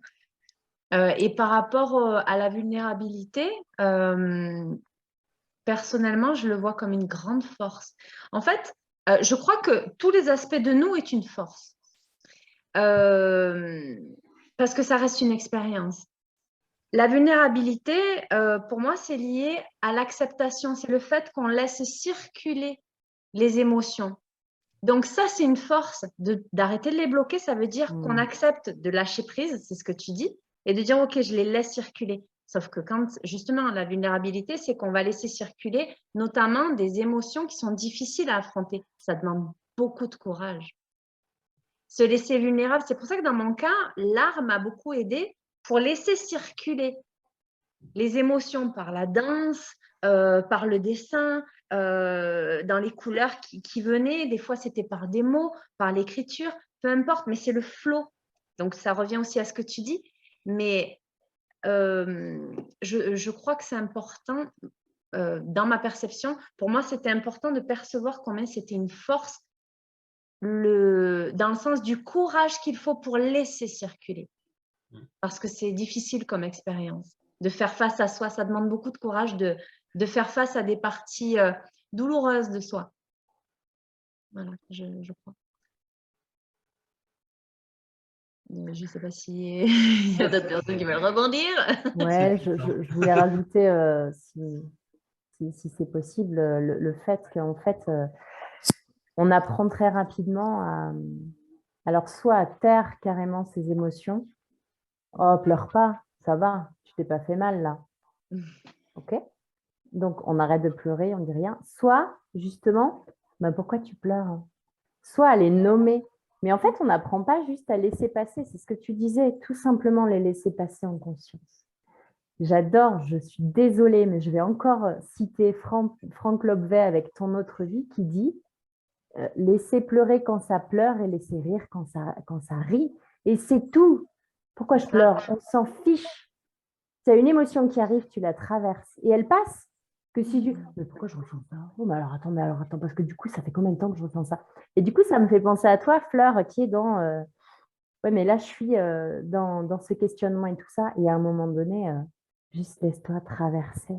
Je suis fatiguée. Mais même dire je suis fatiguée, ça nomme, il y a encore une case. Mais juste se laisser être Et c'est parce qu'on ne s'est jamais laissé être, on a toujours tout surfé sur la vague, et si on se laissait couler, quoi. Et si on grattait le fond, et si on dansait dans l'eau, et si on faisait tout ça à la fois, pour un moment, reprendre ton air, mais ton air à toi, en fonction de ce que tu es devenu, parce que tu étais tellement terrassé que là, il y a de la lumière, là, il y a de l'air, là, je suis vivant. Et après, plus rien ne peut toucher, plus personne ne peut vous dire ce qu'il faut faire, parce que tu as touché à la mort, parce que tu as fait ce deuil de cet ego-là qui a tellement obéi, qui a tellement... Et c'est ça, c'est vraiment accepter de ressentir, sans nommer, sans justifier, sans contrainte, sans rien, juste comme le vent dans les arbres. Ah tiens, ça me traverse. Ok. Et c'est tout, et ça passe, il y a autre chose qui arrive. Et c'est être ouvert à tout ça. Alors ça, c'est une grande clé. Hein. J'ai découvert il n'y a pas longtemps, alors je vous la donne avec bonheur. Juste vivre. Plus c'est simple en fait, et plus c'est fastoche, et mieux c'est. Mais comme tu as fait tout à l'heure, l'émotion est venue, des larmes sont venues. Tu aurais pu te dire non, je peux pas, c'est un live, attention, on va me voir. Non, c'est ce qui vient, c'est ma vérité. Parce qu'en fait, être soi, c'est ça. C'est ma vérité, mon expérience dans ce présent, ma plénitude dans ce présent, c'est quoi? C'est ce que je suis, c'est ça. Je me laisse le vivre, oui ou non? Là, c'est le choix qu'on en fait à chaque moment présent. À ce moment-là, puisque c'était là, on parle d'émotion, tu t'es laissé le vivre et tu nous l'as partagé. Après, chacun vit son expérience, mais c'est ta vérité. Qu'est-ce qu'on peut dire sur ça? C'est ta vérité. C'est peut-être ça qui m'a vraiment permis de tourner la page et d'être vraiment... Et que ce soit terminé. Si ça se trouve, ça m'a permis ça. J'en sais rien, et peu importe. Mais c'est ça. C'est ça, c'est laisser couler quand ça coule. C'est pour ça qu'on dit que la clé de la guérison, c'est l'acceptation au début. On entend tout le temps ça, puis des fois, d'un point de vue théorique, on se dit « Ok, mais ça veut dire quoi ?»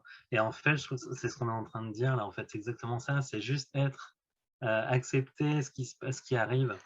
Parce que un mot physique, le maladie, hein, laisser exprimer le maladie en 3 mots, c'est laisser faire, c'est accepter et laisser l'émotion s'exprimer, effectivement. En fait, quoi. Tant qu'on est dans le contrôle, non, non, je veux pas, ça vient toquer à la porte de plus en plus fort, quoi. Et quand on ouvre la porte et qu'on accepte, on dit ok, je laisse, voilà, juste être. Ouais. Oui, permettre. Sortir des conditions. Parce que sinon, on dit ok, je permets, mais comme ça. Mais en fait, tu es juste dans une illusion de vérité. Mais tu chemines.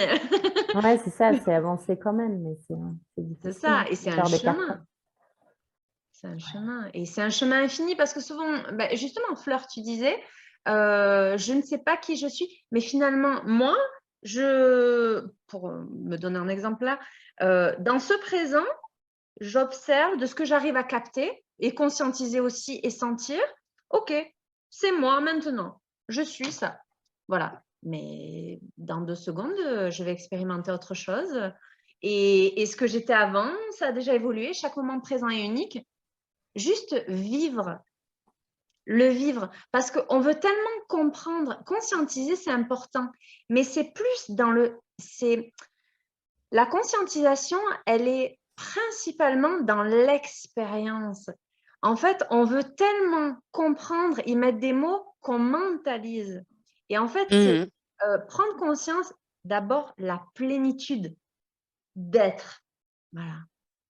D'être et de vivre ça, de le vivre. Et là, on va vivre l'expérience du soi qui évolue tout le temps. Donc, toute la vie, on va dire, je ne sais pas qui je suis, je le savais il y a 2 secondes. Là, je vais découvrir maintenant. Et là, maintenant. Et là, maintenant. Et toute la vie, on fait ça. Et c'est ça. Accueillir, se permettre. Et avec les 2 côtés de la pièce, hein, les 2 extrêmes. Toujours. Et être toujours... Vraiment, ça c'est essentiel. On ne peut pas se dire non, mais moi je suis gentille. Et des fois je suis méchante. Et c'est moi. Et je fais au mieux. Je suis désolée, je fais du mal, mais c'est moi. Et quand on se permet justement de ne pas être parfait et toujours souriant et toujours machin, des fois je fais la gueule. Et petit à petit, on déconstruit et on enlève les plumes et machin. Et c'est ça, c'est se retrouver à poil et accepter de se retrouver à poil. et de se voir vraiment dans cette force-là de je suis, de revenir dans ce je suis, quoi. Et c'est dur, hein. C'est dur de se regarder. Ouais. Mm. Jusqu'à ce que ça soit facile, je crois. Hein. Parce que quand on arrive à se voir et à se kiffer, c'est chouette. Et parce que ça n'enlèvera pas, ça rejoint ce que tu dis, Amalia, ça n'enlèvera pas les nouvelles expériences, les nouveaux défis qui vont nous confronter à des aspects de nous dans un nouveau contexte et donc une nouvelle version de nous. On va se dire, wow, j'ai jamais fait face à ça. Là, ça vient chercher telle émotion. C'est une nouvelle combinaison. Ok, vis l'expérience. Et il y a des défis qui peuvent être compliqués. Ok, qu'est-ce que j'en fais dans ce présent? Et là, on choisit en conscience. Et en conscience, il y a l'invitation en étant soi, vraiment d'être dans sa vérité. Et donc, depuis le cœur, de s'honorer soi, c'est ça l'appel. Sinon, à un moment donné, comme c'est un principe naturel qu'on porte et qui régit toute la vie, sinon, à un moment donné, il va y avoir une organisation, une orchestration pour qu'on puisse voir ce qui est. Il y a toujours un appel de la vie à ce qu'on soit. Ouais, c'est aussi accueillir ses ressentis. Je me rends compte avec le temps, ça passe beaucoup par le corps aussi. En fait, ça passe par tous les corps, quoi. Mais effectivement, quand je dis accueillir les ressentis, c'est que finalement, quand on est à l'écoute de soi, et ben en fait, on est aligné avec ce qui doit se passer, ce qui est bon pour nous. C'est tout le temps juste. En tout cas, c'est juste au moment où on le vit. Et souvent, maintenant, de plus en plus, je reviens à mon corps à me dire, bon, quand je dois prendre une décision comme ça, je fais, bon, mais en fait, je suis comment physiquement là? Je me sens comment? Je me sens bien à l'idée ou en fait, voilà, ça sort du mental, c'est juste de l'écoute de soi, en fait, quoi. Et puis, on arrive à discerner parce que il peut y avoir un petit peu de tract, mais c'est différent, on le sent, c'est pas la même sensation que quelque chose où on se force, qu'on n'a vraiment pas envie de faire. Si on est honnête avec soi-même et qu'on s'écoute vraiment, on sait en fait quand il y a quelque chose qui est aligné ou pas, quoi. En fait. Je crois que c'est ça qu'on apprend vraiment, en fait. Parce que c'est aller vraiment frapper tellement fort dans les burn-out, dans les dépressions, que après, le reste, on est sensible au moindre petit truc, quoi. C'est ça, on a tellement ignoré ce corps pendant longtemps. Une fois qu'on l'a retrouvé, après, il y a un indicateur, quoi. Ouais. C'est ça. Les boussoles sont aiguisées. C'est ça. C'est ça, la vie, c'est en expérimentant. Hein. C'est On ça. apprend en expérimentant. Et aussi en acceptant d'expérimenter quelque chose qui n'est pas forcément positif. Parce que ces expériences-là qu'on a vécues, que ce soit la dépression ou le burn-out, c'est pas joli, quoi. C'est pas agréable à vivre, mais c'est quand même quelque chose qui nous a permis d'avancer, de suivre notre chemin et de nous retrouver nous-mêmes. Et donc, en fait, une fois qu'on sait ça, on accepte aussi qu'on peut vivre des choses qui sont pas bien, mais qui vont nous aider et de les voir comme des cadeaux, quelque part. Même si dans le moment, c'est super difficile, hein, je suis d'accord, hein, mais c'est d'essayer de se détacher de cette difficulté du moment, de voir plus en haut et de se dire, OK, voilà, qu'est-ce que je peux prendre de cette situation-là, quoi. Ça, c'est plus tard, hein, déjà. Ouais, c'est plus tard, mais ça peut aussi aider de se dire qu'on peut essayer de switcher notre façon de voir les choses et ça peut nous aider. Mais oui, quand on est en plein dedans, c'est sûr que c'est difficile. Hein. C'est vrai c'est difficile de refaire le monde, mais on peut changer sa vision du monde. Et finalement, on enlève les souffrances, en fait. Et si on regarde bien, si on se met tous à faire ça, on va changer le monde, en fait. Oui. Au moins son monde. C'est ça. Après, c'est du bon usage aussi de ce style de moment, parce que si je fais référence à mes premiers épisodes, si on veut absolument ne pas voir le message et recommencer comme avant, ça ne sert à rien. Ouais. Et donc, du coup, en fait, ce sont des souffrances qui ont été vécues, qui ont été là, mais qui ne servent à rien en ce sens qu'on est reparti pour un tour, entre guillemets. Donc, c'est ça aussi, c'est autant que ça serve à quelque chose. autant voir la lumière à travers cette période d'obscurité. Il faut vraiment que ça serve à quelque chose. Donc voilà, c'est du bon usage. Il faut vraiment essayer de trouver ce qui doit être changé en soi ou à l'extérieur de soi pour que du coup, il y ait un alignement qui soit plus présent. C'est ce que je dirais. Ouais. Oui, c'est intéressant ce que tu dis. Je crois que quand on commence à s'ouvrir à ce chemin de reconnexion à soi, d'être à l'écoute de soi et d'auto-découverte ou redécouverte, c'est quand on lâche certaines résistances. On les lâche en conscience, même si c'est une résistance ou plusieurs, mais en tout cas, on commence à lâcher des résistances. Avant ça, c'est que finalement, on ne lâchait pas vraiment. Du coup, c'est pour ça que ça réenclenche peut-être différemment, mais c'est qu'il y a encore un schéma qui bloque ou voilà, on n'est pas encore prêt. C'est ça aussi, c'est pas être rentré dans la culpabilisation. On fait de son mieux. En fait, on fait toujours de son mieux. On n'y est pas arrivé à ce moment-là. C'était pas le moment et on n'avait pas la capacité, on n'avait peut-être pas la vision de ça, on n'était peut-être pas prête et accueillir. C'est ça, c'est s'accueillir et vraiment voir qu'on fait quand même toujours de son mieux. C'est peut-être pas toujours comme on voudrait ou selon les exigences que l'on peut avoir. Selon les plans, oui. Voilà. Et là, c'est pas pareil de le voir d'une façon ou d'une autre. J'ai l'impression d'être un chien de voiture ce soir. J'arrête pas de dire oui, oui, oui, oui. On va faire comme ça, tu fais des ce c'est trop génial. J'adore le chat de voiture. Ouais, c'est ça. Je l'avais jamais vu comme ça. Du coup, je vais plus oser dire oui, moi, en fait. C'est ça, pareil. Non. Parce que Ah tout non, résonne tellement, c'est juste incroyable. Ouais, mais oui. Oh là là. Alors, je me laisse porter. Est-ce qu'il y a quelque chose que vous sentez de partager particulièrement par rapport à votre expérience? Il y a quelqu'un qui sent un appel à partager un épisode, un souvenir qui lui vient? Moi, je me suis rendu compte qu'en fait, il y avait ce qui a conditionné un petit peu le fait de ne pas arriver à s'écouter, c'était aussi beaucoup de conditionnements, beaucoup de croyances, beaucoup de choses où j'ai senti que j'avais été un peu programmé, en fait, quoi, un peu formaté, programmé. Et en fait, j'aime bien cette image de on épluche au fur et à mesure pour arriver au cœur du bonheur, en enlevant justement tout ça, c'est-à-dire on enlève un peu les croyances, les conditionnements, voilà, toutes ces petites choses qui font qu'on croit que ça nous appartient, on croit que c'est notre pensée.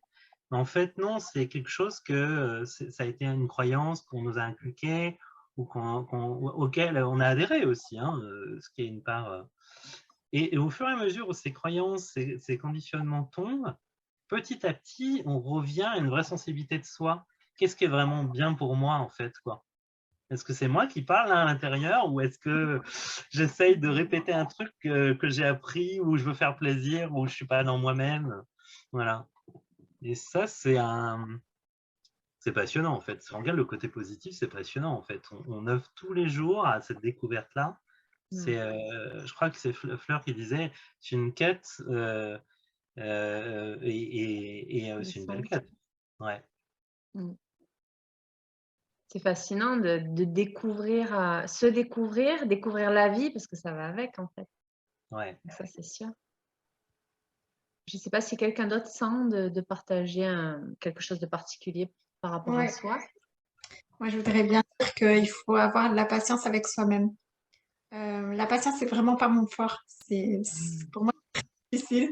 Mais dans cette expérience, il faut vraiment se laisser le temps de se redécouvrir, justement d'aller enlever ses couches et de prendre le temps de les regarder, de les observer, de s'amicaliser, j'allais dire, ce mot n'existe pas, mais J'adore. de devenir ami avec ces couches, d'en prendre conscience. Et moi, ce qui m'a beaucoup aidé pour ça, c'est vraiment la prise de conscience de mon corps. Comme tu disais, Johanna, de redanser, de faire des choses comme ça m'a aidé. Et comme tu disais aussi, David, le corps est un indicateur. Et c'est ça qui m'a vraiment beaucoup aidé à sortir de tout ça. Et avec la patience aussi, en me disant, OK, ben aujourd'hui, ça marche pas, je suis fatiguée, ben je vais me coucher où j'écris, où je fais quelque chose qui demande pas d'énergie à mon corps. Mais les jours où ça va, de se dire, OK, ben, je vais marcher dans la nature, je vais courir, je vais faire de la boxe, je vais danser, je fais un truc qui me relie à mon corps. Parce que pour moi, ce qui a été très flagrant, c'est que ma tête et mon corps étaient coupés. Et du coup, bah, voilà quoi, ça se faisait pas. Et c'est vraiment ce qui m'a aidée et ce qui m'aide toujours, hein, parce que voilà, j'y suis encore dedans, mais c'est quelque chose que j'ai trouvé d'important. Ouais.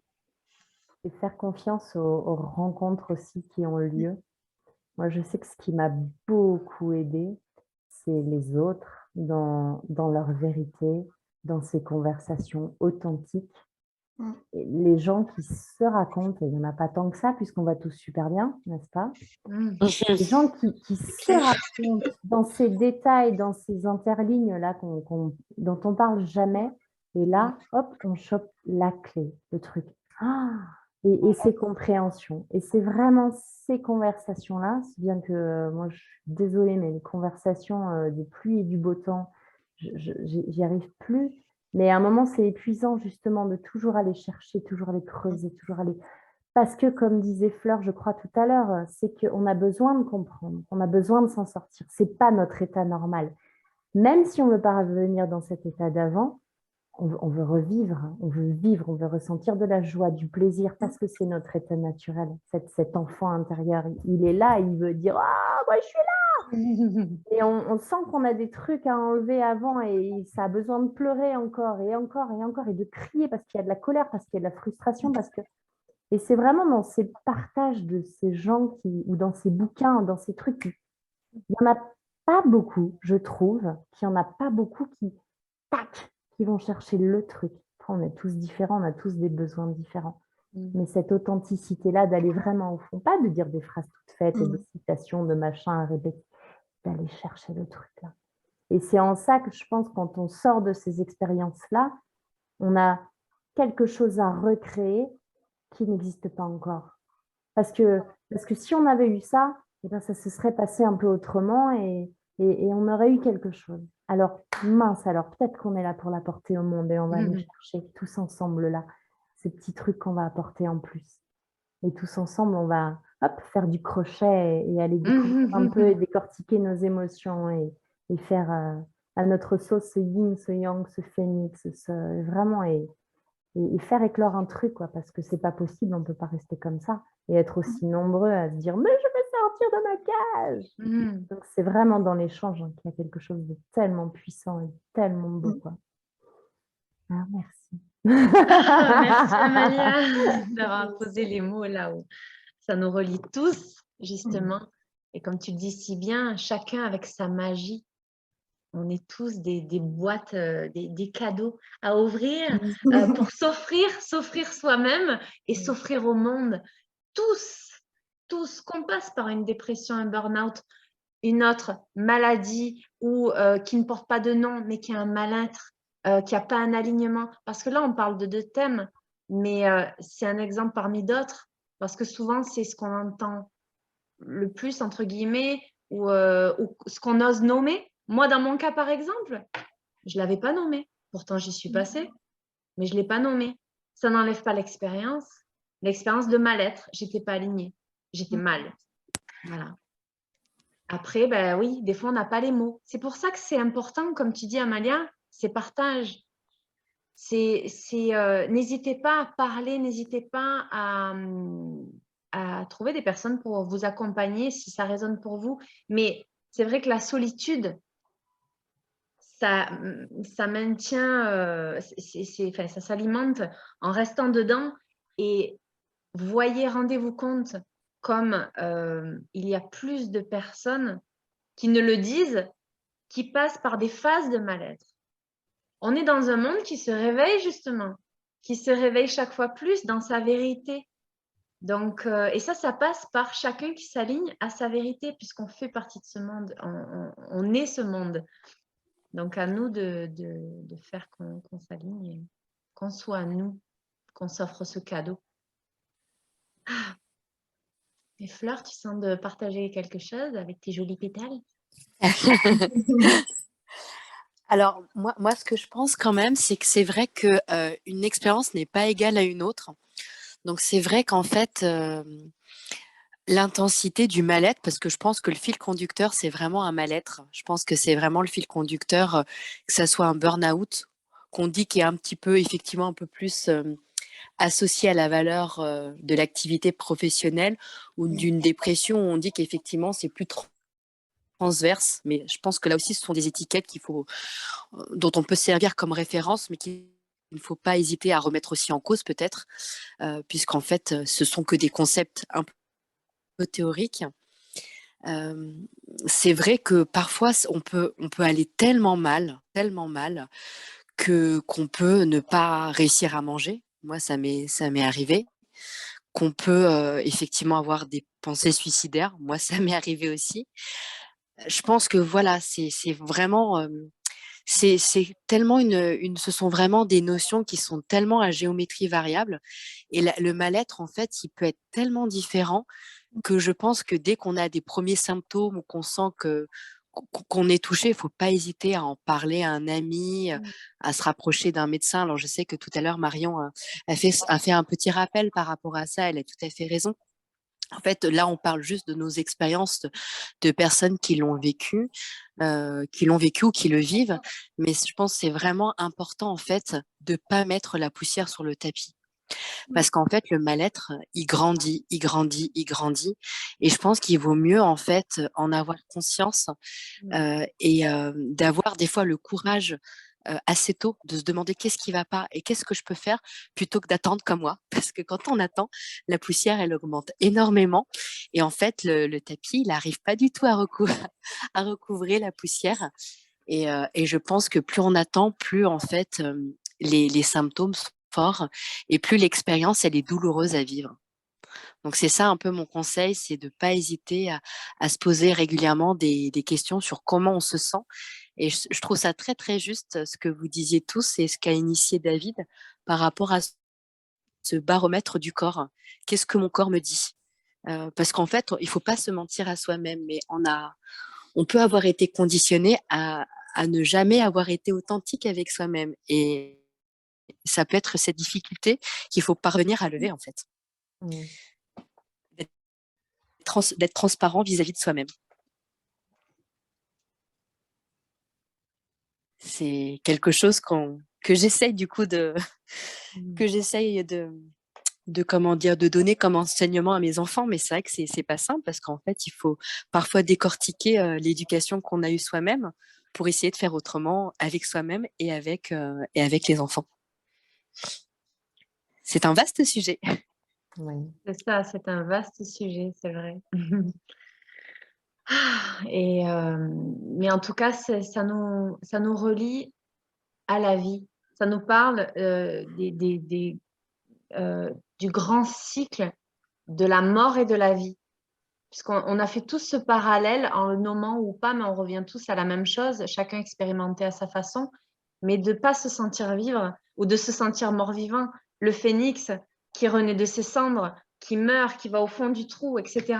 Donc c'est vraiment aller au bout pour qu'il puisse jaillir ce qui est. Donc la vie, c'est ce qui est. C'est pour ça qu'on revient à être soi, le je suis. Le je suis, en dehors même des étiquettes, on peut les mettre si ça résonne pour nous, peu importe. Et qu'on se sente bien avec ça. C'est ça. Qu'on se sente bien avec ça et pas qu'on soit emprisonné par des étiquettes. Mais bien sûr qu'on peut mettre. Parce que sinon, il y a non, c'est le je suis, mais il ne faut pas mettre d'étiquette. Oh, déjà là, c'est emprisonnant, quoi. S'il vous plaît, faites ce que vous voulez. C'est ça. Que chacun fasse ce qu'il veut, mais qu'il soit en accord avec son cœur. Parce que moi, mon cœur, il va vibrer d'une façon. Ma vérité, c'est la mienne. David, c'est la tienne. Fleur, c'est à ta façon. Amalia, c'est à ta façon. Marion, c'est à ta façon. Et on est tous merveilleux à se compléter et pouvoir dire, ah ben tu vois, moi, c'est ça. Et moi, j'adore comme ça. Et c'est pour ça que c'est chouette qu'on se révèle chacun. Et ouais, ça peut passer par des moments difficiles où on se sent mourir, où il y a nos vies qui se déconstruisent, ce qu'on en a mis en place qui se termine. Toi, Amalia, ben, c'était pendant combien d'années tu as été professeur? 17 ans. Comment? 17. 17 ans. voilà, c'est un exemple aussi. C'est un deuil aussi pour clôturer un chapitre qui a été pendant longtemps, où c'est un grand investissement. Quand c'est aussi des séparations, où on construit une famille, etc., on change de pays. Voilà, il y a tellement de contextes. Et là, ce sont que des petits exemples. Et pour chacun, il y aura son contexte propre, avec sa propre histoire. Voilà. Dans tous les cas, n'hésitez pas à en parler parce que vous n'êtes pas seul. Vous n'êtes pas seul déjà, en général, et vous n'êtes pas seul à le vivre. On est dans un monde, ça va, comme tu as très bien dit, Amalia. Donc, mais derrière les masques, on a tous des jours où, comme ça, et des jours où je suis vraiment pas bien, j'ai envie de rien faire. Mais on est dans un monde arc-en-ciel. Donc, assumons et vivons l'arc-en-ciel.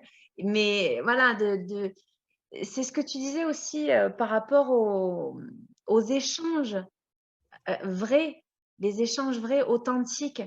Si on n'en a pas avec les autres, ben, qu'on commence par soi et qu'on dise, voilà, moi, ben, ça va pas. C'est ça ma vérité. Et vous verrez peut-être que là, vous allez enclencher, l'autre va dire, mais moi, c'est pareil. Oh, ça me fait du bien que tu en parles. Et au final, ben, ça va peut-être faire se croiser différentes âmes. En tout cas, oui, c'est un vaste sujet et voilà, qui nous invite, parce que le chemin est infini pour revivre l'expérience du soi. Et aussi, ce que je sens juste de rajouter, c'est par rapport à l'expérience de la plénitude dans le présent. C'est être dans le présent. Sortir de la notion de temps aussi. Être dans le présent. Je sens juste que je devais dire ça. Voilà. De conscientiser ça aussi. Voilà, la notion de présent. Voilà, donc de ne pas hésiter à faire, donc je dis pour les personnes qui sont connectées à nous, vos propres recherches sur soi avant tout, plutôt que d'aller chercher les références à l'extérieur. Mais si vous allez chercher des références ou des informations à l'extérieur, que ce soit pour revenir à vous, que ça vous guide vers vous. Ayez cette conscience-là, voilà. Que ça soit pour vous guider vers vous et pas que ça vous guide vers « Ah oui, c'est comme ça qu'il faut être » ou « Je veux être comme cette personne » ou « Comme ce profil-là ». Soyez vous, essayez d'être vous, voilà. Et ouais, que si c'est pour aller chercher des éléments extérieurs, que ça soit pour vous guider vers vous. Voilà, c'est ça que je sens de dire, mais offrez au monde votre beauté, s'il vous plaît. Moi, j'ai essayé avec moi et je suis contente. Quand je vois tellement de personnes qui se révèlent, oh, j'adore, c'est magnifique, magnifique. Donc voilà. Je laisse chacun voir si vous avez un mot pour terminer. Ceux qui sentent de dire quelque chose. Ben, soyez vous, les autres sont déjà pris. Et puis, j'ai bien travaillé le muscle du oui aujourd'hui. J'adore le muscle du oui. En tout cas, je vous remercie pour ces échanges super et authentiques. Vraiment, même si on a tous des histoires différentes, ça a vraiment résonné avec moi. J'ai vraiment passé toute la soirée comme ça, quoi, parce que c'est... On l'a vu, oui. Ouais, hein. Mais j'étais pas la seule, hein. J'ai regardé. Pareil. J'ai le muscle du oui, là, travaillé. Je suis musclée, là. Je suis courbaturée du oui. C'est une bonne maladie. J'adore. Cultivons-la. Comme ça, tu sais. Ah là là, bref. Mais en fait, ce que je veux dire avec ça, c'est que vraiment, tout ce que vous avez dit, ça m'a touchée droit au cœur. Et j'espère que les gens qui nous écoutent maintenant ou qui nous écouteront plus tard pourront voir que même si dans le moment, c'est super dur, c'est dramatique, il y a des voies pour avancer, pour se retrouver et pour être soi. Et c'est ça, en fait, c'est ça qui est beau. C'est ça la vie. C'est là où ça nous emmène, quoi. Voilà. Et encore merci, Johanna, pour avoir initié cette soirée parce que c'était très, très chouette. Avec joie. Merci beaucoup, Marion. David? Ben oui, merci Anna d'avoir organisé ce moment, parce que et merci à tous, parce que c'est vraiment un bel échange. Au-delà de, c'est un témoignage du cœur en fait. On sent du vécu chacun. Donc, Ouais, on continue. Hein. dans le oui, Le oui, le oui, le oui. C'est un oui de reconnaissance parce que ça nous parle tellement que c'est tout le corps qui se met en mouvement et puis il y a le oui qui se met en route. Série d'abdos pour terminer, allez, tout le corps. C'est clair. Non, j'ai vraiment adoré ce que vous avez tous témoigné parce que déjà, vous témoignez ce qui vous vient, c'est votre vécu. Ça, les paroles sont fortes parce que elles sortent du vécu, quoi. C'est pas théorique, quoi. Je veux dire, on sent que l'expérience est là, elle a été vécue. C'est un partage d'expérience. Et ça vaut tous les conseils. Et merci, Johanna, pour cette conclusion. Moi, je suis fan, j'adore comment tu as conclu les choses. Tout est dit, parce que quand tu dis allez chercher à l'extérieur, mais ramenez-le à vous. Mais c'est ça, en fait, quoi.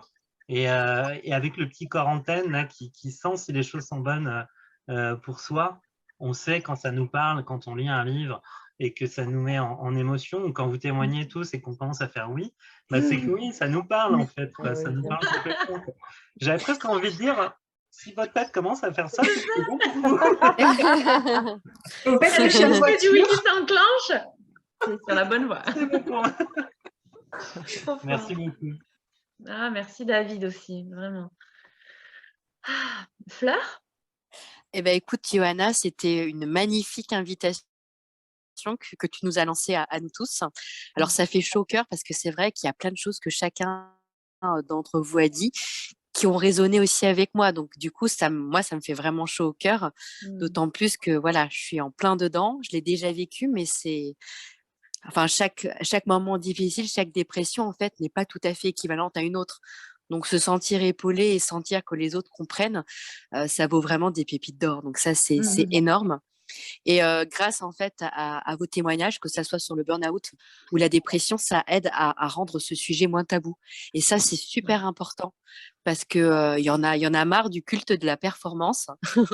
Il faut soyons vulnérables pour être authentiques. Soyons vulnérables. Et vraiment, moi, ce que je retiens, c'est que quelque part, ces moments très difficiles, et je vais vraiment me le dire à moi-même, surtout demain matin, c'est en fait quelque part accepter que ces périodes difficiles, c'est presque en fait comme des petites morts que l'on s'autorise en fait à vivre, parce que quelque part, on peut pas être soi pleinement du premier coup. C'est aussi accepter le fait que il faut, pour se trouver, c'est à tâtons. Et quelque part, ce sont des magnifiques occasions de s'accoucher soi-même. Et j'aime bien cette expression-là, c'est de s'accoucher soi-même. Donc voilà, je trouve que c'est positif et j'ai envie de terminer ainsi, de cette façon-là. C'est tellement touchant. Merci beaucoup, Fleur. En plus, j'entendais que je devais rajouter ça à la fin par rapport à la mort, que c'était très important parce que quand ça nous traverse, justement, il y a des idées suicidaires, c'est très sérieux. Donc, voilà, c'était important de le nommer. Tu l'as nommé, donc parfait. Merci. Vraiment. Donc, merci beaucoup pour ta participation aussi. Et Amalia? Oui, c'est ça, c'est finalement comprendre que tout est toujours en mouvement, que tout est impermanent et que c'est le plus flippant au début et en fait le plus rassurant parce que c'est ça, c'est sauter dans le vide et savoir qu'il n'y a jamais de sol, que tout a réinventé à chaque seconde. Et c'est magique parce que du coup, il n'y a pas de danger, il n'y a rien à prouver, il n'y a rien à faire, il y a juste à se laisser planer. C'est ça. La vie est belle, quoi. Donc, merci à toutes ces morts et à toutes ces renaissances et à l'infini et encore et encore. Ouais. C'est marrant parce que ce que tu es en train de dire, du coup, ça m'a fait imaginer, parce que quand on me dit quelque chose, je le vois. Et du coup, j'imaginais quand vraiment vraiment quand on a ce saut dans le vide, sauf qu'en fait, la vie est comme ça. On vit lâché. Mais quand on a la résistance, on est là, c'est un film d'horreur, quoi. Et puis, c'est infini. Donc, au bout d'un moment, ça va se calmer, on va arrêter de crier. Et puis, on va comprendre. Écoute, c'est comme un oiseau, lâche prise. Et à la fin, on va être là, cool, on va faire des ronds en l'air. C'est ça. On va dire, oh, j'attends, j'y vais. Et on s'amuse même. Et danser avec tout ça. Ouais. Ouais, c'est ça. Et ça ne change pas l'expérience de la vie. C'est comment nous, on la vit. Et, bref, donc on pourrait Il passait des heures, mais merci à chacun d'entre nous. Merci Même à les toi et personnes. merci à chacun. J'adore, ça vaut vraiment la peine qu'on soit tous soi parce qu'on est tous fascinants. Moi, j'adore les couleurs de chacun, l'univers de chacun. Je trouve que chacun est fascinant. On est tous, on a tous notre place en étant soi, quoi. C'est pour ça que sortir des comparaisons et waouh. Donc merci, c'est un honneur qu'on soit tous ensemble. Je trouve que c'est très riche. C'est pas quelque chose dont on parle souvent en plus. Enfin, je sais pas pour vous, moi c'est Non. vrai que j'en ai très peu parlé. Et merci d'avoir ouvert vos cœurs parce que ça facilite pour ouvrir le sien. Quand on voit que les autres jouent le jeu, on se dit allez, pouf, on pose tout sur la table, là, c'est parti. C'est chouette et c'est un cadeau, c'est vraiment précieux quand on s'ouvre de cœur à cœur. Ouais, c'est ça. Et de cœur à cœur, c'est quoi? C'est partager depuis nos vérités. Elles n'ont pas besoin d'être parfaites selon les critères mentaux ou de la société. C'est juste notre vérité. Donc, moi, je partage ça. Ah, mais moi, c'est ça. Et je grandis avec toi. Punaise, ça me fait écho. Ah, je l'aurais jamais dit. Parce qu'il y a tellement de choses qu'on n'a pas dit. Oui, en plus, c'est vrai. On peut Mais on ne pouvait pas tout dire. Hein. Non, parce qu'après, on aurait vraiment eu très très mal. Ouais. Parce que là, ça commence déjà à être douloureux.